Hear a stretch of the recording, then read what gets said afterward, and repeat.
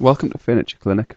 In this video, we're going to show you how to repair the damage to a car bolster caused as you get in and out of the car.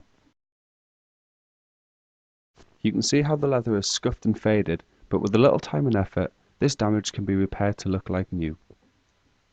This is achieved using a leather Colorant Kit, a three-stage process to restore or change the colour of all types of leather. When a repair is made, the repaired area will look like new, and since we're only repairing the bolster of this car seat, it is important to clean the rest of the leather using the Leather Ultra Clean to make sure it is as clean as possible. This will help make the repaired area blend in better with the rest of the car seat once the leather has been repaired. As you can see, all you need to do is spray the cleaner into a sponge and rub it into the leather. This simple process removes all dirt, grease and grime from the leather surface. Once the leather has been cleaned, we can proceed to the first step of the Colorant Kit, preparing the leather. To do this, pour some leather prep onto a cloth and wipe it over the leather. This is a solvent-based cleaner that will remove any contamination on the leather surface such as grease, oil, silicone or wax. It will also remove the manufacturer's finish that is applied to the leather from new, helping to provide a much cleaner and smoother surface to repair. As you use the prep, you will notice that it removes the colour from the leather surface. This is perfectly normal and just indicates that the product is doing the correct job. Like most repair work, you have to make the damage worse before it gets better. All leather in car interiors is painted, and so the majority of the scuffing and scratching is in the painted layer. It's not actually the leather that is damaged, but the painted coating sitting on top of the leather. Using the leather prep removes most of this painted coating, and in doing so, it will also remove any cracking, scuffing or scratches in the painted coating sitting on top of the leather. If the leather is more severely cracked than this, you can use an abrasive pad to remove the finish quicker. Once you have used the leather prep, you need to wipe the surface down with the alcohol cleaner. This is just a further treatment to ensure all of the contaminants have been removed from the surface. The combination of using both leather prep and alcohol cleaner 100% makes sure that the later applications of colour will perfectly adhere to the leather.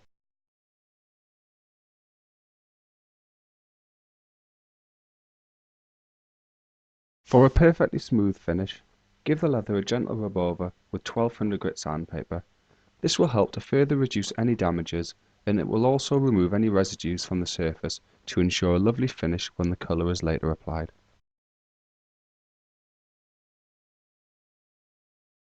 The next step is to mask off any areas that you don't want to be coloured. This is best done with a combination of cloth and masking tape. The leather in this car is white with contrasting black stitching, so it is important that we mask the stitching off too. Otherwise, it could ruin the look of the car when it is coloured. If, however, you wanted to colour the stitching too, the kit is perfectly suitable to do that.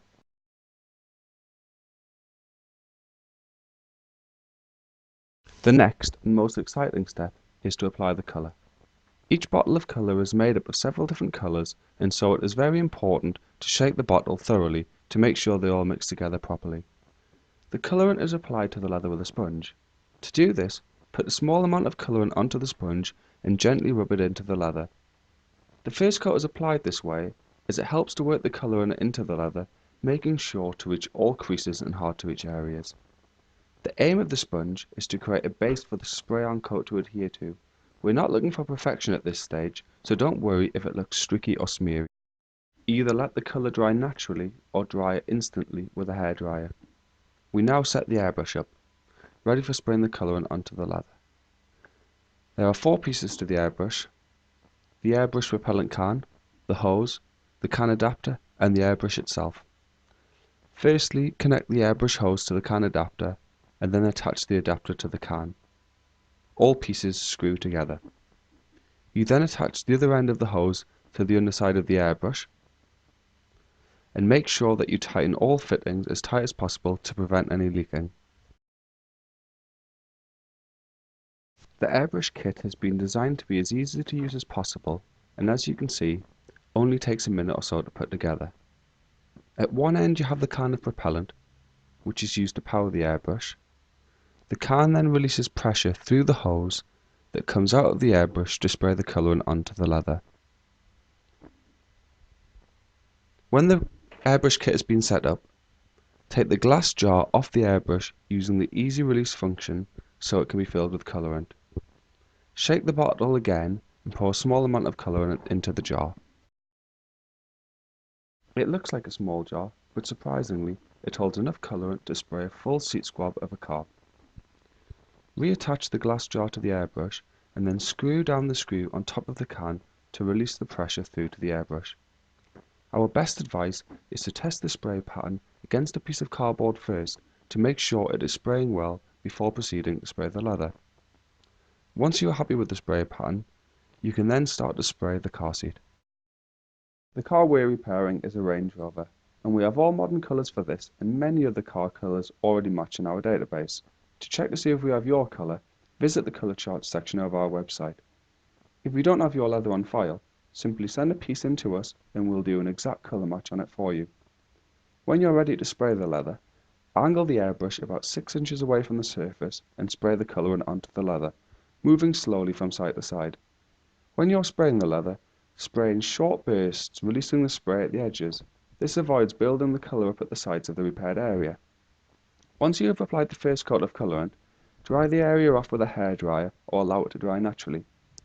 As you can see, we make all our colours very strong, so it doesn't take many applications to restore the colour. As you gain more confidence, you can start to spray the leather quicker and closer to the surface. The aim is to apply one thin coat to the leather, enough so the surface is slightly wet, but not so much that it starts to run. If you do get any runs or splashes, just dab them off with a sponge. Additional coats can then be applied as necessary.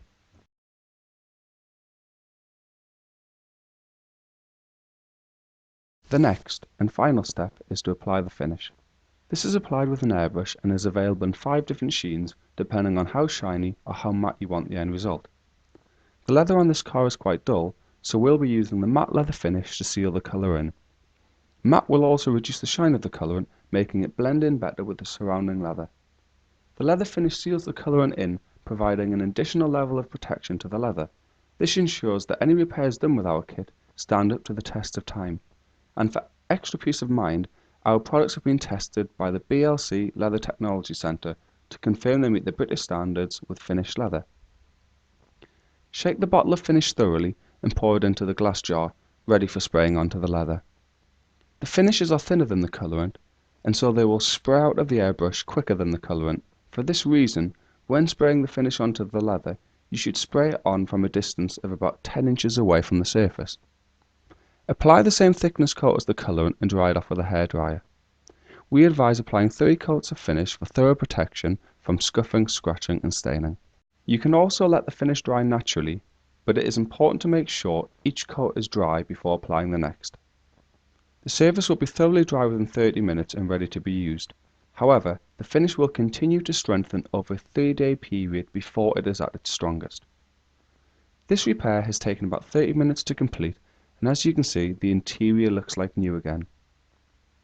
To help prevent this type of damage from reoccurring, it is important to clean the leather on a quarterly basis and to apply the leather protection cream to help reduce the damage caused as you get in and out of the car.